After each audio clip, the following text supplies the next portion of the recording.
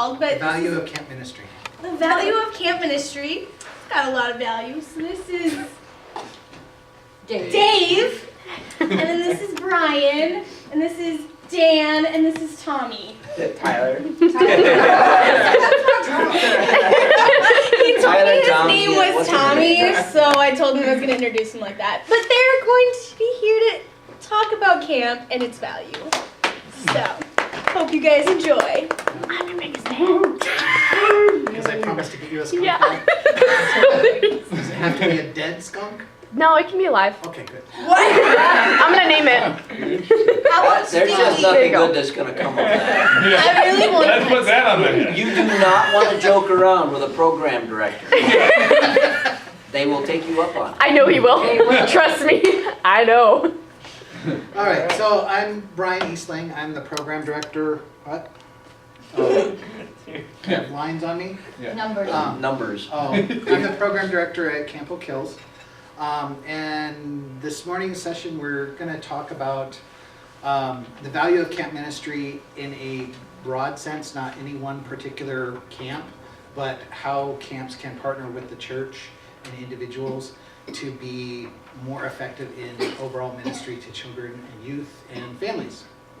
So we're going to start with a short video that's produced by Christian Camp and Conference Association that talks about the value of camp. And then we'll share a little bit about our own involvement in camp, and we'll go from there. You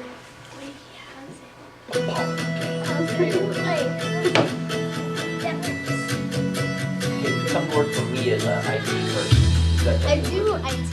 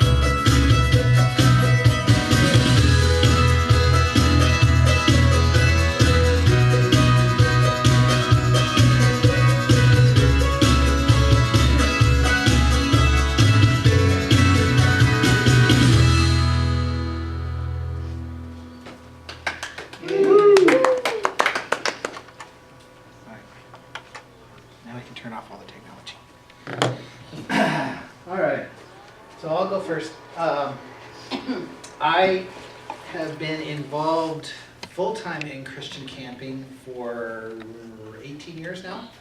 I was involved with Child Evangelism Fellowship, running camps for them in Indiana and Illinois for 10 years, and then moved up here just over 8 years ago, and have been 8 years up here at Camp Oak Hills, where I serve as the program director.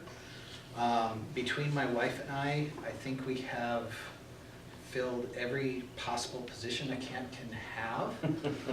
I have even been a girls counselor for all of an hour when people were sick, and things like that. During the day. Yep, during the day. Thank you for specifying. I was Yes. just gonna, clarify. But for me, one of the chief values of camp is challenging the next generation of leaders, building them in their faith, giving them opportunities to go out and not just be the receiver of ministry, but the doer of ministry and impact others. For me, growing up, I attended a camp called Camp Good News. It ended up being the camp I first started at on full-time staff. But growing up, going to camp and having others pour into me, I loved being outdoors and I loved learning and being at camp and things like that. But it wasn't until I started being on staff where I gave back and could help others fall in love with camp and fall in love with the outdoors that I really got a total or a better understanding of what the impact of camp is. Because there's not as many places that are available to youth where they can kind of stretch their wings but still have a safety net underneath them that can help support them. And that's one of the big values of camp that I see. So. My name is Dan Niebeling. I'm at Miracle Bible Camp between Hackensack and Longville on Woman Lake. I've been at Miracle for 5 seasons now, and launching into number 6. Had quite a lot of experience of working with camps as counselors, program people, speaker, and things like that. I was pastor for 25 years, and really enjoy camp ministry. I'm one of these people who was blessed to be born in a Christian home. Didn't mean I was a born Christian, but I was born to Christian parents. My vague recollection was the saying yes to Jesus. And come on in. My vague recollection was in saying yes to Jesus for the first time when I was in Grandma Lou's Sunday school class in the church basement in the kitchen, as she would sit around a shallow pan of sand that she had taken Sunday school papers and cut Bible characters out of them and glued them on popsicle sticks, and she'd walk them around in the sand and tell the Bible stories, and then she'd let us kids walk them around and tell the Bible stories and all that. So I remember that vividly. But I grew up going to Big Sandy Bible Camp every year, and it had a big impact on me on keeping me between the ditches. It was like, I might be drifting this way, and at camp I would recommit and come back to where I was supposed to be, and then it might be by the next year I'm kind of drifting over here. But camp had a way of nudging me back into the center of the road of where I ought to be. When I was in high school, I was not living for Jesus at all. I was still going to church. I was going to a youth group and things like that, but I really wasn't living for Jesus, and God really started troubling my spirit about it when I was in 11th grade, and in the summer between my junior and senior year, God was really getting a hold of my heart, and I went to teen camp at Big Sandy Camp, and I was kind of living out my rebellion. And Gordy Fisher, who some of you may know, basically he told me on, I think it was Thursday evening or maybe Friday morning, whatever it was, that I needed to decide whether I wanted to do what I was supposed to do and what God wanted me to do, or if I was going to go and live on my own way. And I said, well, I can't answer that question. So I got in my car and I drove home. And so I didn't even stay out the whole rest of that week. But the next night, a friend of mine led me back to a position where I was ready to say yes to Jesus. And it was largely because of the work God had been doing in my life during my time at camp that happened. So had a big impact on me. Since then, I've always really valued camp and have been very involved with camp.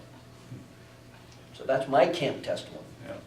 Well, mine's a little different. How many of you like have ever swam in water that's really like mucky and just disgusting? How many of you really like that? Hands go down really quick. How about rolling around in poison ivy? Okay, because at that point I didn't know what poison ivy was or looked like, and happened to find it.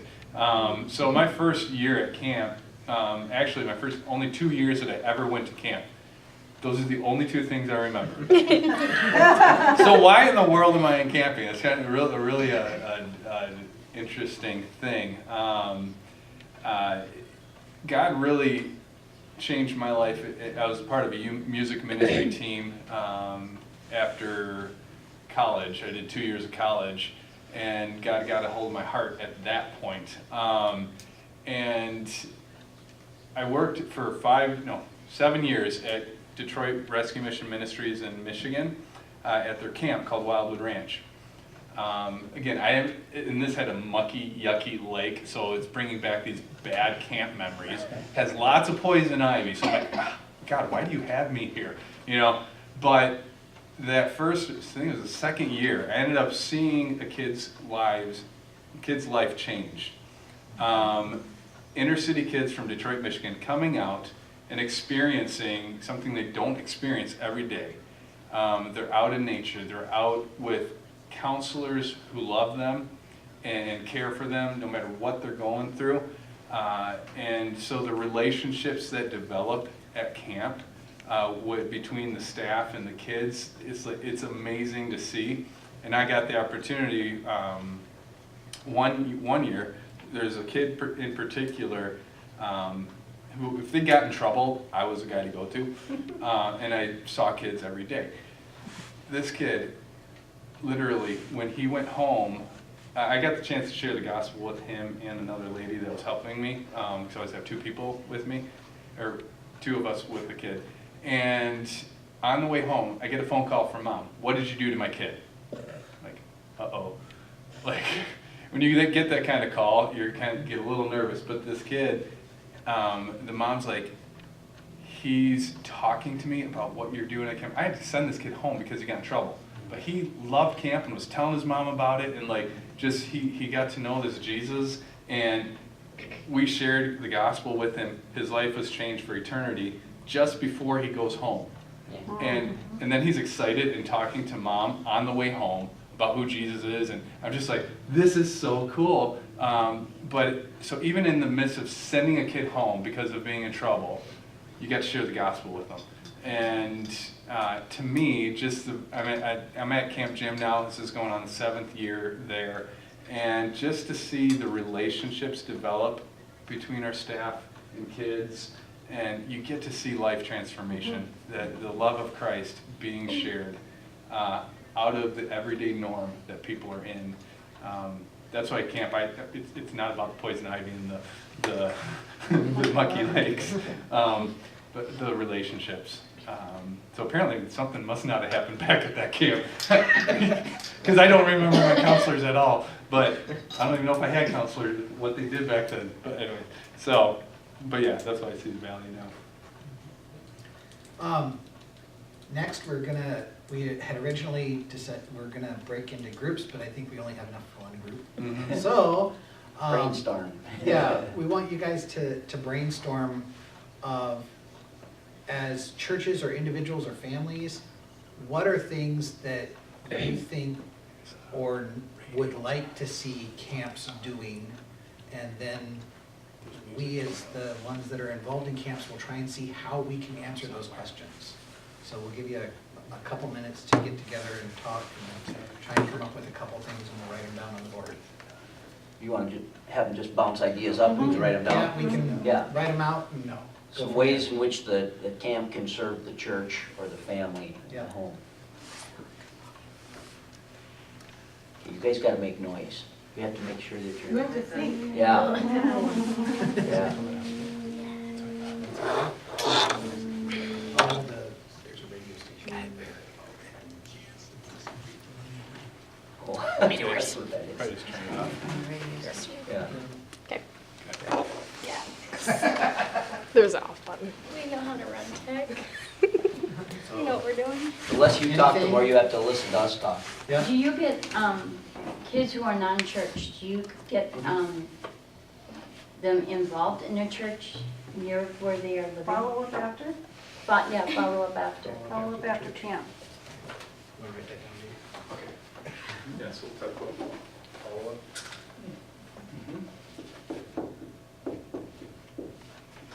Okay. What else?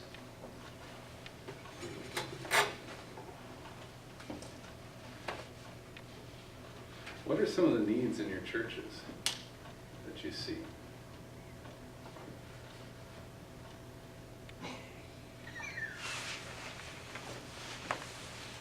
David's got a great answer, but he's shy about giving it. I don't ever speak in these classes. Well, we're gonna do something about that. Just ask Brian, he knows. Yeah. I know you do know how to speak. I know how to speak. You just did. I just don't like proving my ignorance. But see, now you're asking questions, so you're not proving Are you ignorance. sure?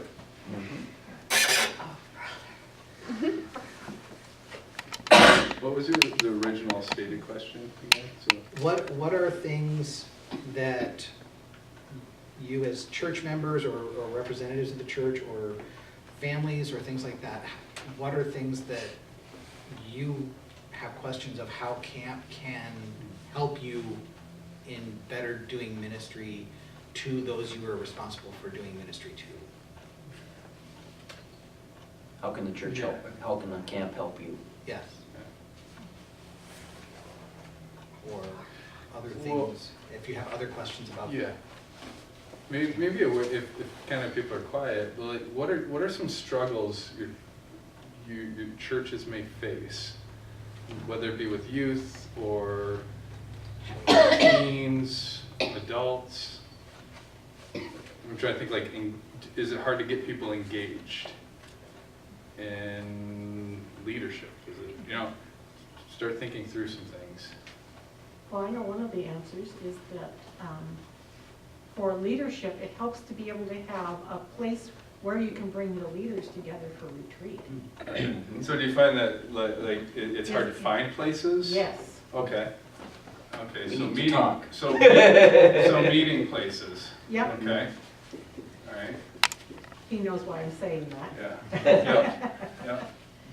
And places, and a lot of times when you're doing things with your staff, you're coming in the winter. Mhm. And so that's part of it too. Okay.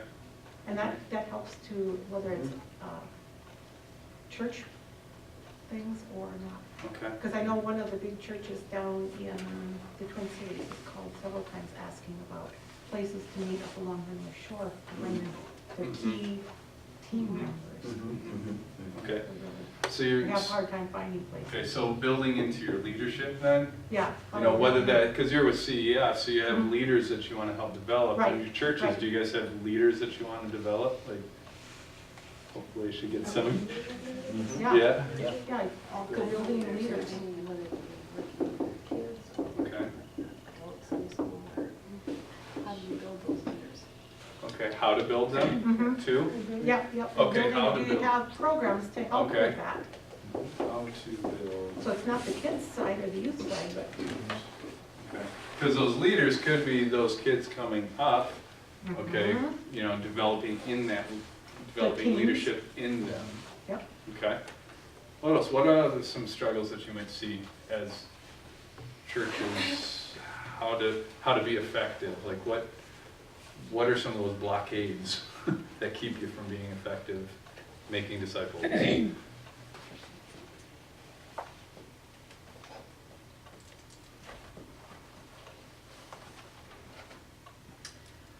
I was going to say another one too is just if there's programs where you can bring in those high-risk kids.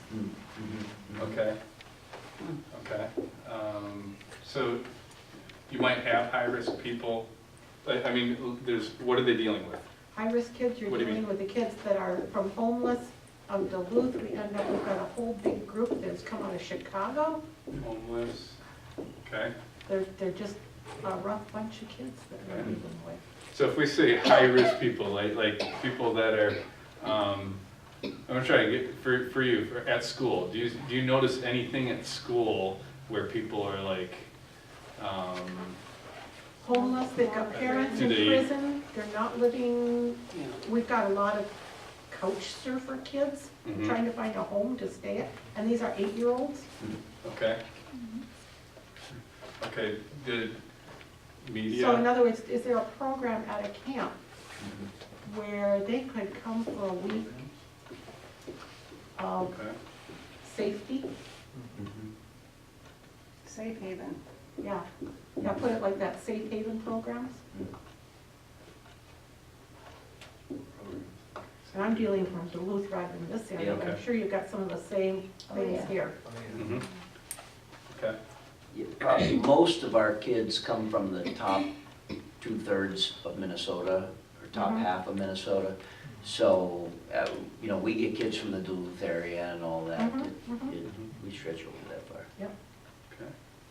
Okay. Should we, Yeah. okay, we've got a little result of a brainstorming here that we had done, and I'm gonna pass. But some of the stuff that's on the sheet of paper Yeah. actually Just pass. addresses some of these issues. So, And I just thought we'd just chat through a couple of these things. This is by no means an exhaustive list. You got it, okay.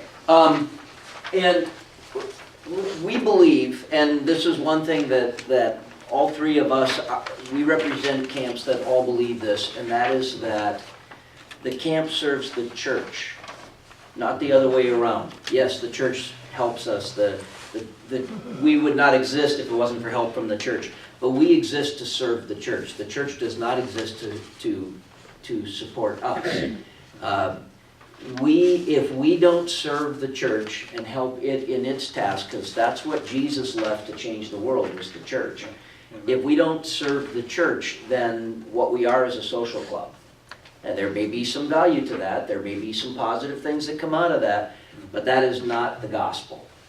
So we want to serve the church as a camp, and these ideas that we have listed here were just some result of some brainstorming of some of the things that we attempt to do as camps to serve the church. And I'm going to run down them, but there's a couple of them I'm going to highlight a little bit. Mostly we'll just run through them. And the first one that immediately comes to mind is evangelizing kids. That's the first one that occurs to us because camp is one of those places where it can happen very effectively. We have a CEF rep here this morning. Thank you, Darlene. I love the fact that evangelism is their middle name. It's what they stand for, is for evangelizing children. And a number of years ago, CEF did some research. I think it came out about the year 2000, so it's a little bit dated now. But the numbers they came up with at that time were that 87% of all of those who had ever received Christ in America would do it before their 18th birthday, and 91% by the time they're 21. Which means that we really need to get a hold of kids, or their odds, if you play the odds, their odds of ever saying yes to Jesus are significantly reduced. That's why, evangelizing children is not something you do when you're not busy with real ministry. It is a real ministry. It's probably one of the most effective places where you can be. And two of the most effective tools that they identified in their study for evangelizing kids would be summer camp and VBS, or Good News Clubs, those sorts of activities. And so they basically, the conclusion they reached was that the church really needs to involve their kids in both those things. Some kind of a VBS or club program like that, and summer camp. And they said, basically it was almost like a 50-50 as far as what was the most effective, and everything else fell down here, which included things like Sunday school. Traditional Sunday school does a great job of teaching and discipling, but it doesn't always do a great job of evangelizing. There's something about getting somebody out of their normal environment and breaking their train of thought from all of these things and focusing them on something else for a while that can open them up to receiving the gospel. Now we have to be careful, because that same openness can open them to a lot of things that are harmful to them as well. So that's one of the more, we are in a very competitive world. We're not competing with each other. We're on the same team here. We're working together, and we actually do work together quite a bit. But these guys came to help build a building at our camp. But but we are in a very competitive business, and we are competing with the world, and the world wants to get your kids. There was another study that was done. I think this may have been done in part with CEF, but this particular report that I got it from was from Southern Nazarene University, and they had concluded that the ages at which most people receive Christ are between 4 and 14. And Darlene was telling me this morning, now they think it may be lower than that, more like 4 and 12.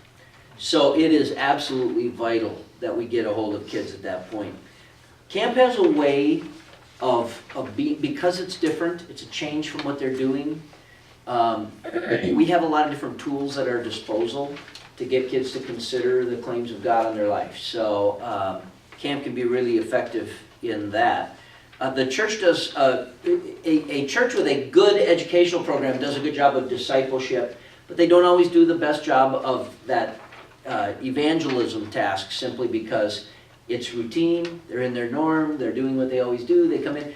I was doing a little work on a project for Scripture Press a number of years ago, and my contact there told me that when they create Sunday school curriculum, the average length of time spent by a Sunday school teacher preparing to teach a 60-minute lesson was 7.5 minutes. And the place where they did that prep was in the back seat of the car on the way to church. So they admitted up front that the material had to be almost, read this to the kids, see what happens. That is not going to evangelize kids. It's not going to happen. And sadly, that shouldn't happen in discipleship either. But some kids grow in spite of us, not necessarily because of us. But evangelizing kids is one of those others, as well as other age groups, but kids especially. Offering growth opportunities to young believers, that's, we don't have enough time with the kids during the week to do long-term discipleship growth, but we can get them started moving in the right direction. We can do that, and we can offer instruction to kids who are already Christians. Providing periodic correction and encouragement to struggling believers. This is where I said I was. That was me. I was struggling there, and camp really helped a lot with that. Facilitating intergenerational learning experiences. Family camps. It's a great time. Mom, dad, grandma, grandpa, they're all together with the kids, and they can learn together. Helping kids make lifelong friendships. I am, to this day, friends with a guy by the name of Dan Adler. I never knew him anywhere except at Big Sandy Bible Camp. When he was a little kid, he'd be dragging a guitar bigger than him to camp. And Dan and I have been friends since we were... He's still dragging the guitar. He is still dragging it, but he's taller now. So, providing that really good friend that not just is going to be, quote unquote, best friends with them, but a person that will help them go in the right direction. Camp's a good place for meeting those kind of friends. Venue for fellowship within the church. A venue for fellowship with believers from other churches. That's a good thing when we do, broad camp programmed events. You might have 10 different churches, 20 different churches represented there.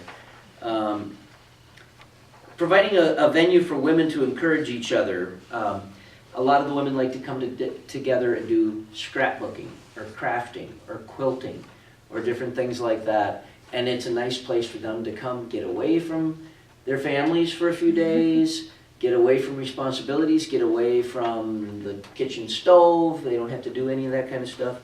Good place for fellowship with each other.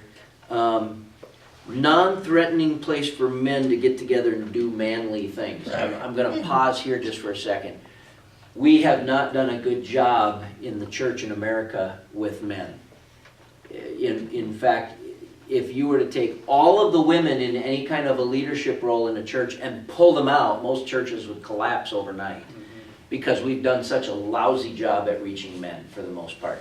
If they're not already living for Jesus when they're coming up as youths and staying with through college and all that, the chances of getting them and winning them and discipling them and teaching them and helping them to develop as godly men is very slim. Camp can be a great place for getting some of that started. We, when they'll come, we'll do things like, guy things like we'll drive trucks blindfolded through an obstacle course out on the lake. We'll drive, we take trail rides in 4-wheel drive trucks. We blow up outhouses. We do, seriously, we've blown up outhouses. Yeah. You gotta be there, it's fun. No ladies allowed. No ladies allowed. But That sounds fun! what's that? It is fun, believe me, it's fun. That's really depressing. The first time we did it, the roof of the outhouse went 40 feet in the air, it was great. But we do things like that. Why? Because guys get into stuff like that. They do not want to, we have chapel and we sing and things, and they do sing and it's kind of cool. But, you don't want to do music that's date night with Jesus, because that's just not going to appeal to most of the guys. But we... Or 7-Eleven, as my husband calls it. Yeah. The what? 7-Eleven. Yeah. You want to do... I mean, this is the place for... Somebody wrote an article called Time for the Return of the Militant Song. And they were talking about things like Onward Christian Soldiers, where we're talking guy stuff. But camp can be a very non-threatening place for guys. Opportunities for service, whether you're a teenager, we call them teen volunteers at our camp, TVs. They're sometimes called leaders in training or interns or whatever. So we start talking about building into leaders. This is kind of where this gets into. Yeah. And I'm sorry. Yeah, and I think if we wait until people are adults, we've missed the golden opportunity. Our daughter went to Child Evangelism Fellowship's training camp in Wisconsin and learned to do the backyard Bible clubs. And to this day, if she needs to explain to somebody the plan of salvation, she's pulling out the beads or something. Can I put it? Yeah. And we're now, this year will be the first year we're back in Minnesota Cool. on our own Cool. from Wisconsin, so the kids don't have to go so far. You're going to be at Miracle Bible Camp, right? We're going